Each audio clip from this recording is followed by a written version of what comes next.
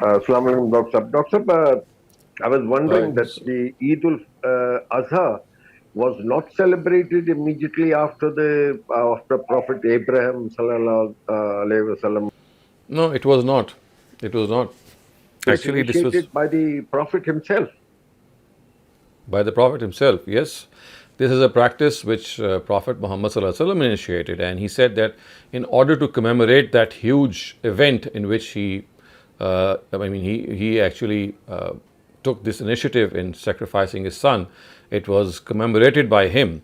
So right after Prophet Abraham had passed away, or even Ishmael had passed away, it was not constituted as an Eid or a practice that was to be observed.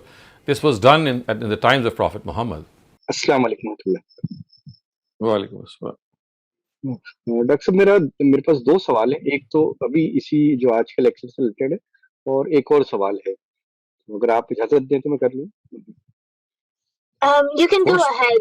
There's no one after you yet. जी, तो आज का सवाल तो ये, जैसा वो जो बच्चे हैं जो लेफ्ट हैंडर रहते हैं, तो उनको ये तरगीब तो दिलाई जा सकती है कि वो खाना और पानी जो है वो कम से कम सीधे हाथ से पिएं, बाकी चीज का वो ना करें। तो इसके लिए थोड़ा सा अगर प्रैक्टिस की जाए तो ऐसा करना चाहिए, क्योंकि मेरे भतीजे हैं वो लेफ्ट हैंडर हैं, लेकिन हम उन्हें थोड़ा सा फोर्स करते हैं इस चीजों के लिए, तो ऐसा किया जाना चाहिए। I think, I personally think that you should not force them at all, because you see, this is their natural, their left hand is their natural hand. And if God has made them in this way, for them, their left hand is actually their right hand. And I am certainly very against this practice that parents or elders should discourage them from using their left hand and start making them use their right hand, because it disorients their personality. Without realizing us, we are creating a lot of pressure in their minds. Also, we are disorienting their personality. So you see, it's not that they are doing it out of their own free will. This is something which is so natural to them. It's something by birth, and which is something which is by birth. I think we should not change it at all. And scientifically, also, you can see that when people, and especially parents, they pressurize their children in changing their left to right hands, it has caused a lot of psychological complications. And I don't see why parents should insist, because it's not, something which is in their own control. A person, if he's a born left-hander, he's a born left-hander. We should bear that.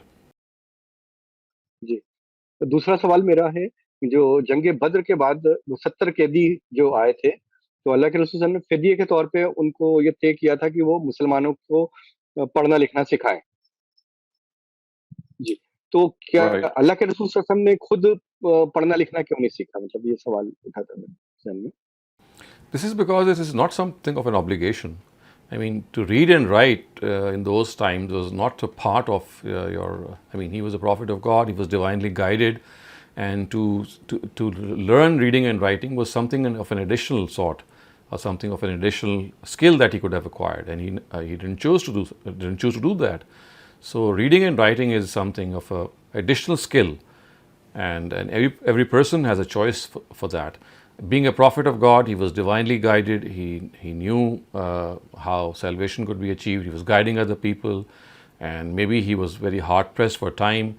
A better part of his night was spent in the tahajjud prayer. A better part of his day was spent in educating his companions, in receiving the Quran, in disseminating it. In all intents and purposes, maybe he wouldn't even had the time to do so. So whether that is true or not, it's besides against the point. But the thing is that it's the option of every person. It's the choice of every person. It's not an obligation. Assalamualaikum, Doc. Walaikum assalam. So if we see that the practice of wudu was also followed by the prophet, by the previous prophets, then how do we sort of describe the rituals which we follow? Now, I don't think the Jews or the Christians followed the rituals of wudu that we follow. And the second question to me is, how did the Christians adopt the use of the paper for urinating after urinating and defecating instead of water? So you see, as far as the first question is concerned, what was the first question? Just slipped my mind. What was the? Yeah. So see, the Quran, if you study the Quran, it does seem that maybe there was some problem in the sequence of doing wuzu, and that is why the Quran pointed it out. Otherwise, as far as the practices or the rituals that you refer to of wuzu is concerned, for example, washing your face or washing your hands until your elbow, or doing the masa, or washing your feet, these practices, they pre-existed. I mean, they were not instituted by Prophet. All previous prophets, they did wuzu. The only thing is that perhaps they were making some errors in the sequence, and that is why the Quran had to reiterate how wuzu had to be done. So as far as the Christians are concerned, remember the Sharia that they followed, or they were required to follow, was revoked by Saint Paul very earlier on in Christianity. And so in Christian history, you'll find the Sharia being revoked, and as a result, there is no such thing as the prayer itself, what to speak of the ablution or wuzu. So even the prayer or the namaz or other rituals have been annulled by him, and he said that these are only meant for the Jews or for the followers. As far as other people are concerned, they are not required to observe this. As far as they are concerned, all that they need to do is need to profess faith in the crucifixion of Jesus, and that is all. So he's atoned for all their sins. So this is how Christianity works. And Judaism, I am not very sure, but I think we need to ask a rabbi, maybe. And I do think that because of the fact that they are so scattered, they have 6 very distinct sects amongst them. We have the Orthodox Jews, we have the semi-Orthodox Jews, and I would be quite intrigued if we find that perhaps one of them does still do wuzu, or it may be in some other way. But another thing that we need to also understand is that the Quran is referred to the Jews and Christians by saying that azar as-salah.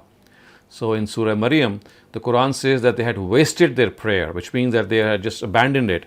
And now also we can see that the Jews, they have a very specific form of the prayer. They stand near the Wailing Wall and call upon the Almighty in a particular way.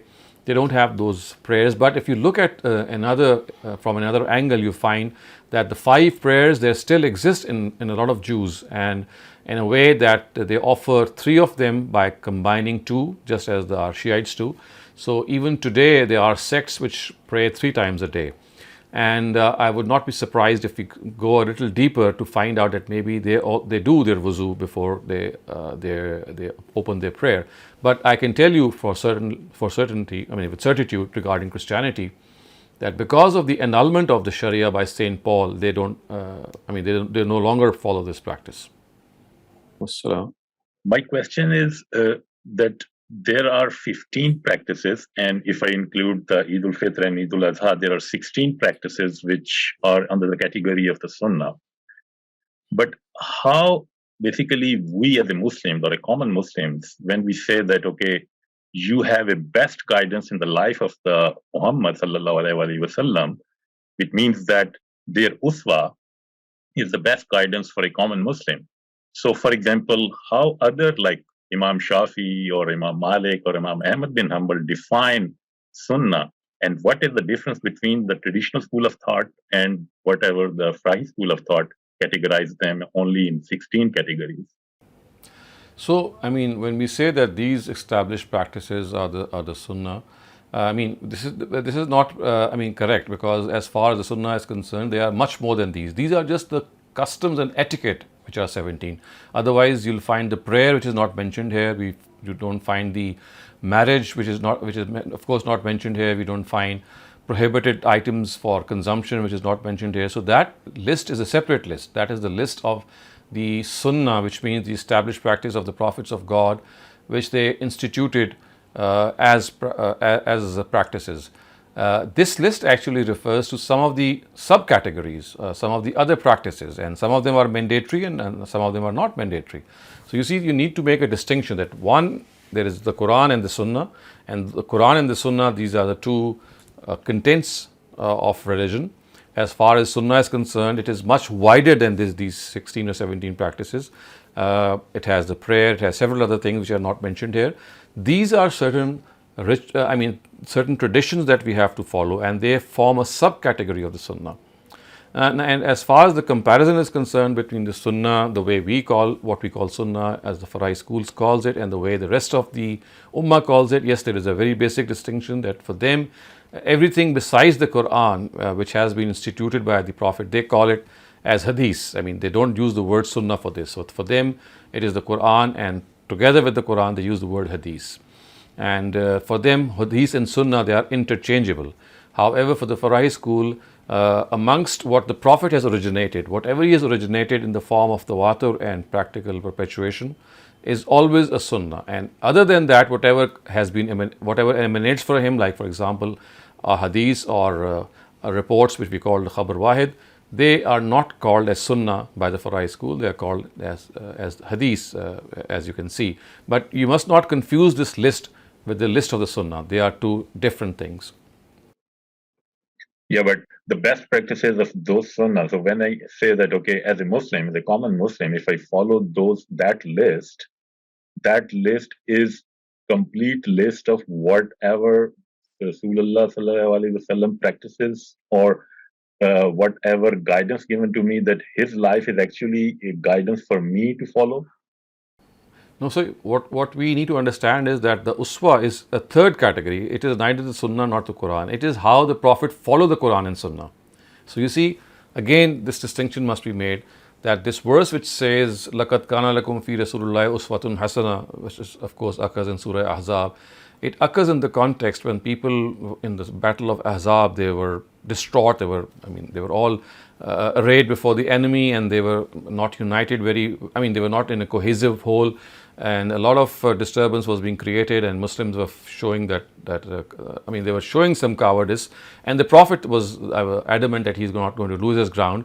And at this instance, the Quran says, "Laqad kana lakum fi rasulillahi uswatun hasana," that look, you are running away and you're feeling scared, but look at your own Prophet; he's standing right there, and thus he is the best example for you in this situation.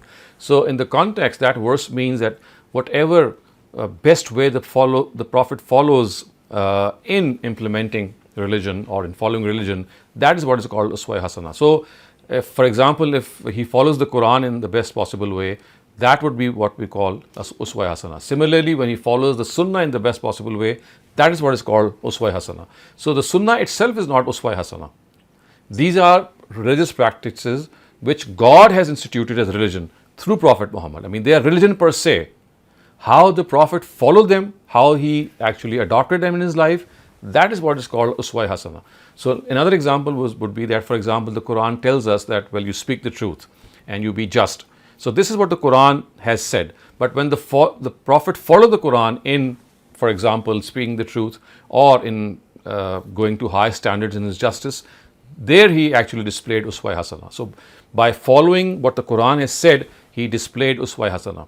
Another example would be the Sunnah tells us to pray. So the prayer is the Sunnah, but the way the Prophet prayed, for example, he took a lot of time, he concentrated a lot, he focused his attention, he made that prayer something which was a deep connectivity with God. So he followed that directive of religion, and by following it, he created an example. And that is what is called uswa hasana. So uswa hasana is basically how the Prophet followed religion mentioned in the Quran and religion mentioned in the Sunnah. So the response that you gave to Mr. Naveed Irfan's question, where you said that the left-handed kid, we should not force him to use his right hand because this is how right born. Isn't that also an argument for homosexuals, because they were born that way and they do not feel any attraction towards the opposite gender, and this is how they claim that they were born, and this is why they should not be, you should not suggest them to not follow the homosexuality. Yeah, I mean, these are two entirely different things. For one, you need to understand that as far as homosexuality is concerned, this is just still a claim which is made in the world of science. But just about a year ago, there is this conference which has shown, or this article, I would say, which I read, which was, of course, something which was read out as a paper in a conference, which shows that there is no conclusive evidence until now which shows that homosexuality is a compulsion, or it is something which is driven, genetically driven. It is something which is, an aberration, it's an abnormality, but there's no conclusive evidence that it is something which is handed down through our genes. This is one thing. The other thing is that as far as homosexuality is concerned, this is a negative thing which has been forbidden. I mean, what I'm saying is that let's suppose that it is not genetically compelled. I mean, it is genetically compelled, and one is forced to do it. But then again, we have a positive directive of the Quran which tells us that this is something that must not be followed. So you see, there is this compulsive thing that we have in our nature, about which the Quran at other instances has said that this is something which is unnatural. This is not the case with using the right hand or the left hand. Using the right hand is just a symbol which was created by God's prophet, that, well, this is a symbol to inspire you to receive your account in the right hand so that you can become a companion of the right hand. So you see, the analogy is not correct. In the first case, it was something, although you can, let's say, for the sake of debate, if you think that it was genetically compelled, then even then it is something that has been prohibited by other verses of the Quran. But this is not the case with using the right or the left hand. अस्सलाम वालेकुम professor साहब, एक सवाल मेरा topic से relevant है और एक अत्यंत टॉपिक है। टॉपिक से रेलेवेंट क्वेश्चन ये है कि हम किबला रुख मैयत को क्यों दफनाते हैं, मतलब जब दफनाते हैं तो किबला रुख करते हैं, इसके पीछे तज़कीर का कौन सा पहलू है? There is no such directive that you need to bury the dead while the dead body is facing the Qibla. It's just our own personal preference. Otherwise, there is nothing in the Sharia which has made it mandatory for us to bury our dead such that their head is facing the Qibla. This is just a personal preference. I mean, people think that it is something which is part of religion. It is not part of religion. You can bury your dead in any direction. दूसरा सवाल ये है कि सूरह अल कहफ में जिस आयत में अल्लाह ताला ने सूरज के ये Yes. The sunset, which is the sun is going to set in the mud. Yes. जी बिल्कुल, इस मंज़र में एक तर्जुमे में कुछ मुश्किल पेश आई है और उसमें पता नहीं मेरा दिमाग ये क्यों कह रहा है कि मग़रिब अश-शम्स, इसमें मग़रिब को हम मफ़ऊल के तौर पे नहीं लेंगे कि यानी डूबते सूरज तक वो पहुँचा, सूरज डूबने की जगह पर नहीं बल्कि डूबते सूरज तक वो पहुँचा। जैसे एक मुसव्विर मंज़र कुशी करता है अपनी तस्वीर से, तो अल्लाह ताला ने एक मंज़र कुशी की है कि वो डूबते सूरज तक पहुँचा और उसने उसे स्याह गदले पानी में डूबते देखा। तो हम जब तर्जुमे देखते हैं तो उसमें लिखा होता है कि वो सूरज डूबने की जगह पहुँचा, जिसकी वजह से कन्फ्यूजन क्रिएट होता है कुछ लोगों के लिए। I think that there is no confusion. I mean, people think that the place of sunset was in the mud. This is not correct. I mean, the word Maghrib is used as a locus, which means it's as a ism zarf. It's the place where the sun sets. So when you look at the sun setting from afar, when you're at a distance, and you see something from a great distance, if there is something which is not clear, something which is like in the form of a mud, something which is muddy, when you're viewing that from the horizon from a very far distance, you would see as the sun is setting in that pond of mud. It's not that it is physically setting, it's the vision that you get. If you go on a seashore, I mean, let me give you this example. For example, if you're in a boat and the sun is about to set, deep when you look at the ocean or the sea in which you are in, you'll see that deep or very far away from you, the sun is setting in the ocean or in the sea. Whereas this is not so, because the earth is round and it is moving in a way that the sun is at its place. I mean, it is not drifting the way we think it is. It's the earth which is moving. So it's not that the sun was setting, as you can see, it is only the fact that he reached the uninhabited world, that was the time, or that was the period of time in which the world existed till a certain direction or till a certain extent. And it is said about him, Cyrus the Great is basically the person under question.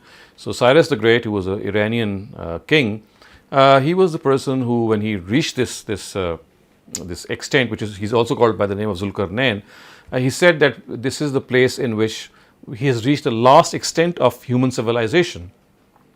So basically, it's the portrayal of the Quran that has to be understood. There is no problem if you understand that the word sunset is not saying that the sun is setting in the mud. It is the picture that you see of something which is setting when you look at it from a far angle. I'll just give you this example. When you are in a sea and you see the sun setting at a distance from you, you'll see as if the sun is going down in the ocean. This is not the case. It's the earth which is moving, it's the other thing that is moving. So it's just a question of understanding that when it is said that the sun is setting in mud, it's not physically that the sun is setting in mud, it appears to be setting in such a way. And this is what the Quran has said at that instance. And if you want further clarification, I would say that you please pick up Ustaz Amin Hassan Islai's Tadabbur Quran in Surah Kahf, and you'll see this explanation being offered by him. Sorry for interruption, but word wajad is used, which is like you said, it appeared to him. Yes, that is all. So that makes it even more clear. Wajda means that this is how he saw it. I mean, as I said, that when you are at a distance and the sun is setting in the ocean, it's not that it is going down in the sea, is it? I mean, it's not the case. It is how you make it, I mean, how it appears to you. So in a very similar note, this is how it appeared to him. It was not actually something which happened. It is how it appeared to him. Thank you very much, Dr. Saleem. A question in chat before we end the session. So the chat question asks, using the same hand for eating and cleaning your body after using the bathroom, that was differentiated by using your right or left hand, and that was the differentiation. Is that the case? I mean, the stress in using the right hand, whether you eat from the right hand, whether you relieve yourself, I mean, or use your hand in cleaning, is all these things are meant for us as a reminder to receive our account in the right hand. So, as far as cleaning ourselves from the left hand is concerned, or right hand is concerned, in both these situations, it is basically this symbolism that has to be understood. That when we do this by our right hand, what we are being taught is this reminder, and if we are doing it by the left hand, then we should use this reminder that, well, this is the hand which will be used by people who will receive their accounts if they have to go to hell, and therefore we should not be among them. In both cases, it's a symbolism, and unless we understand this symbolism, as I said, this would be something that we would just take as a dogma, and instead of understanding the philosophy behind using the right or left hand, we would just go after the apparent form.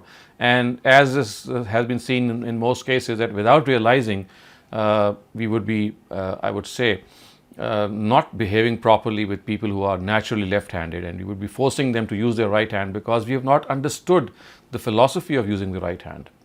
Okay, Dr. Assalamualaikum. My name is Abid. First of all, thanks for referring me Dr. Usman. I have contacted Dr. Usman. We are in contact with each other. Okay, I have one quick question. I'm just confused about one of your contemporary, I think Ilyas Hassani is mentioned in one of his lecture that Hazrat Isa was 2400 BC. He was born like his era, Ibrahim was 2400 BC. Is that right? Mm-hmm.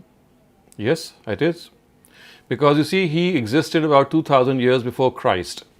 And Prophet Muhammad actually, I mean, if you're talking about 2500 years, I mean, you're not talking about today. So if you add up today, it will be 4,500 years.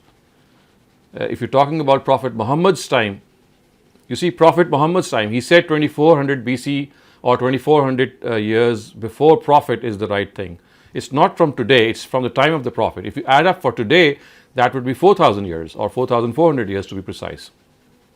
If we take that Ibrahim was 2400 and then Musa was about 1200 BC and Yusuf was about 1500 BC. So it comes sense that Hazrat Yusuf was 1500 and Hazrat Ibrahim was 2400 BC. So there is a 900 difference. You see, this is because we don't know their actual ages, and we know that they had long ages in those times. I mean, Abraham could have been 300 or 400 years old, and similar is the case with Joseph and the rest. But what we know from the timeline of the Bible with reasonable certainty is that he existed, or Abraham existed, about 2000 years before Christ. So if we take Christ to be 0, which is of course 0 BC, so he was 2000 years before Christ, and Muhammad Sallallahu Alaihi Wasallam was about 500 years, so it's like 2500 years from Muhammad, and if you add another 1400 years or 1500 years, that would make 4000 years. So from today, we can predate Abraham to 4,000 years, but from the time of the Prophet, he would be around 2,400 years. Okay, there is a confusion that once Ibrahim was migrated from the after the his Islamic Hujjat to Canaan, and Ismail was with him or not? Of course, he was with him. He made him inhabit to Canaan, and then he left. We went and he made his other son Isaac or Ishaq. He made him inhabit Palestine. But remember that when he was going to Palestine, on his way to go to Palestine, he made Ishmael inhabit the land of Hijaz, which is the Wadi, which is the barren land, which the Quran calls the place of Ghair Zara. So Canaan is basically Palestine. Please do make this differentiation. Canaan is basically Palestine. So Ishmael was not settled in Palestine. It was Isaac who was taken there by him. So he traveled with both of his sons. He left Ishmael with his mother in Hijaz, and then he went on to Palestine, and he left Isaac there actually. Once he was born. They first gone to the Canaan or they first gone to Hijaz? To Hijaz. To Hijaz. Hijaz means the Makkah or? First they, of course, to Mecca. Yes, to Mecca, to Arabia. So he settled, he first went there. So, and after that, we know from the Quran in Surah Safat that Isaac was born as a reward to Prophet Abraham for initiating this great monumental feat of sacrifice that he did. And Surah Safat tells us that as a reward for this, that after Isaac, min warai Ishaq, after that he gave him Ishaq or Isaac. So Isaac was born as a prize for Abraham for making this huge sacrifice. Assalamu alaikum, Dr. Shehzad. My question is, was the wall mentioned in Surah Kahf? Can it be the Great Wall of China? I would hardly think so. Okay. Yes, because the area which is mentioned is far away from China. It's more towards the Caucasian side, the Caucasus that you call. And another comment I had about what you just said about the ages of the prophets in the ancient time.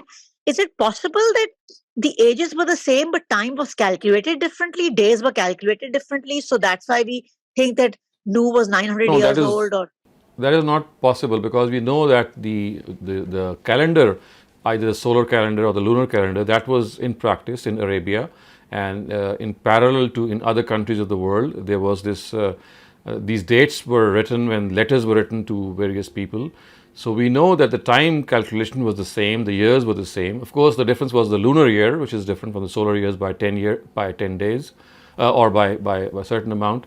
But as far as these ages are concerned, if you look at the genealogy which is mentioned in the Bible, starting from Adam, it does seem that it skips a lot of generations, because it couldn't have been possible, because that would make the earth to be a very young place. If you add up the age from Adam to Muhammad, or even to Christ, as the Bible would say, the total number of ages, or the total time period which would lapse from Adam to Jesus, is something which is scientifically not possible to have been there. I mean, the expanse of time between Muhammad and Adam is much more. It cannot be. I just read an article in the Archaeology magazine that said that all humans come from one woman who was born 150,000 years ago, and she is who is said to be Eve. So I do understand what you're saying. The time span is different, but what you are saying is that the length of the day was the same. Yes, absolutely. Okay, thank you so much. I appreciate that answer. Thank you. Fabia Niazi, please go ahead. Faiz साहब, ये यौमुस सब और यौमुस सबा सब, ये जो Eid festivals आपने बताए हैं, क्या ये उन दिनों में नहीं होते थे जिनमें अब ईद उल फित्र और ईद उल अज़हा है? ये नहीं, they were celebrated on different days. I mean, they had no relation with Eid al-Fitr or Eid al-Azha, because Eid al-Fitr is like 1st of Shawwal and Eid al-Azha is like 10th of Zul-Hajj. So they have a specific background. So one relates to Hajj, the other relates to fasting. But this was never the case in the case of Yawm Sab or Sabasab.